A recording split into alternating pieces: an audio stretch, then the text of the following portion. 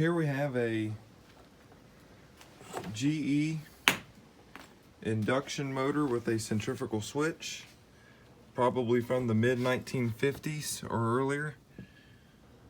115 volts, RPM 1725, and the model number is worn off real bad, so I can't really read it. It's a continuous duty at 5 amps.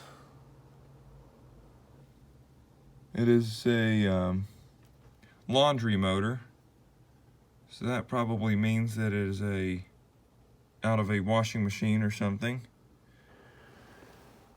It's a self-contained motor, no capacitor. So we're gonna start it up. It's pretty quieted as well. So here we go.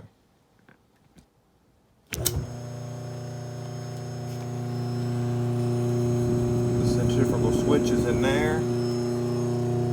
It has a brass output shaft and this mounting bracket on it to mount inside whatever it was mounted in.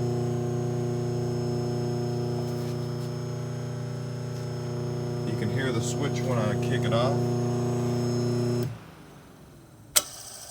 There it is. There you go.